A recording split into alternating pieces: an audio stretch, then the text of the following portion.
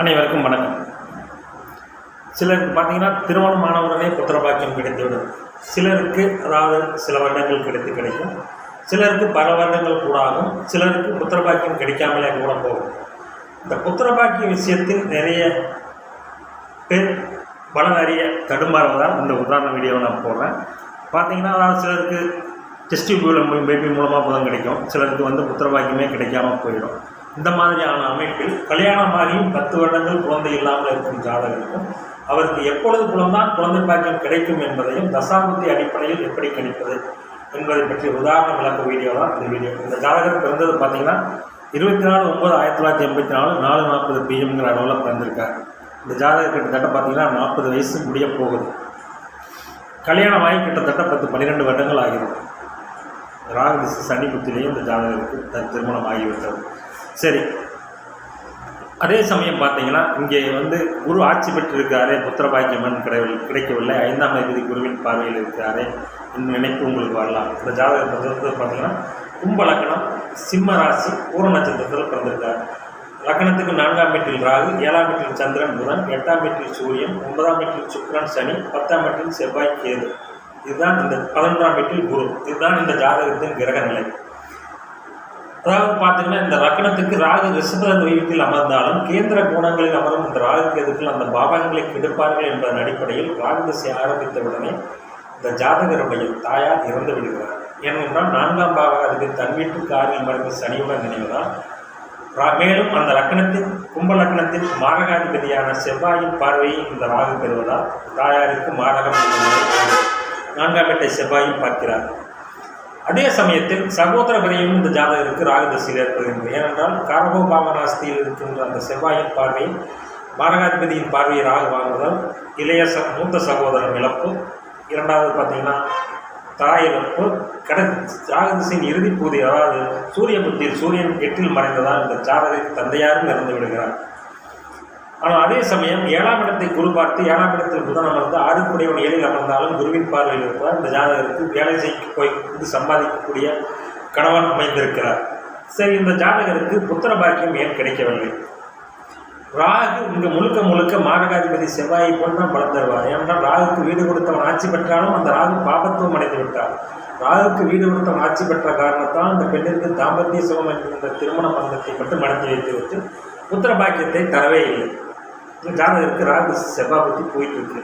இந்த செவ்வாய் புத்தி முடிந்தவுடன் அடுத்து வருகின்ற குரு புத்தியில் குரு 11ஆம் அதிபதியாக 11ஆம் வீட்டில் ஆட்சி பெற்றதாலும் மேலும் 5ஆம் பாவகத்தை குரு பார்ப்பதாலும் இந்த குரு திசை சுய புத்தியிலேயே இந்த ஜாதகருக்கு ஒரு ஆண் குழந்தை பிறக்கும் என்று நான் பலன் கூறியிருக்கேன். அது நிச்சயமாக நடக்கும். இதுவரைக்கும் பலன் நடந்த ஜாதகத்தை நான் உதாரண ஜாதகங்களாக கொடுத்துருக்கேன்.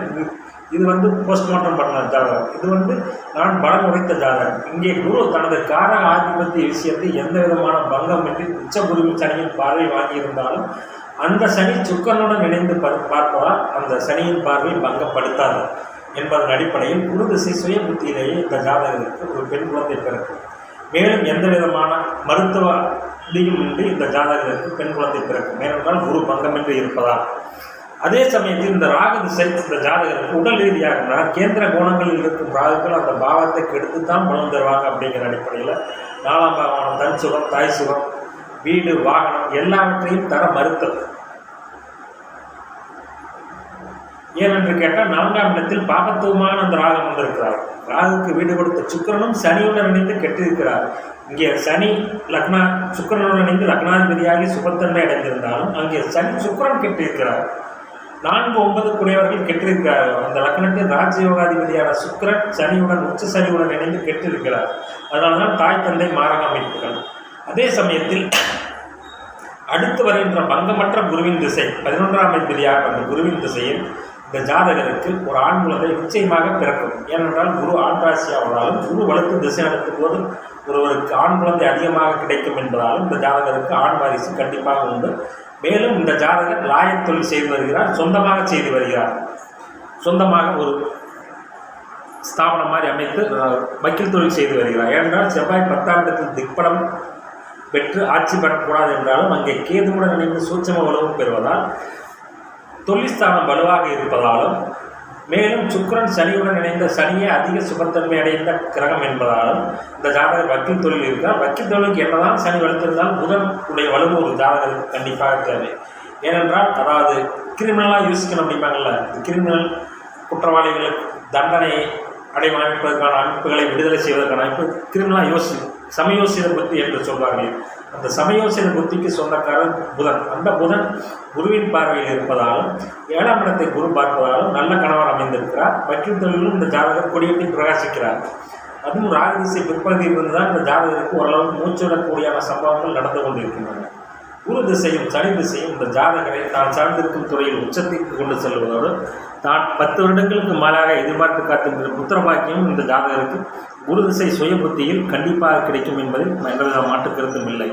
எனவே நடக்கும் சம்பவங்கள் யாவும் தசாபுத்திகள் தான் அடிப்படையில் தான் நடக்கிறதே தவிர வேறு எந்த அடிப்படையிலும் இல்லை. இங்கே 11இல் குரு இருக்கார். ஏன் குழந்தை பாக்கியம்? 11ஆம் இடத்தை தசை வந்திருக்க வேண்டும் பருவ வயதில், வரவில்லை. ராகு தாம்பத்திய சுகத்தை மட்டுமே கொடுக்க கடமைப்பட்டவராக புத்திர பாக்கியத்தை கொடுக்கும் கருப்பில் இல்லை. எனவே அடுத்து வருகின்ற குரு திசை இந்த ஜாதகருக்கு புத்திர பாக்கியத்தையும் தொழில் மேன்மையும் தடுத்து குரு திசையும் சனி திசையும் மிக உன்னதமாக அமையும் என்பது எந்த விதமான மாற்று கருத்தும் இல்லை. நன்றி, வணக்கம்.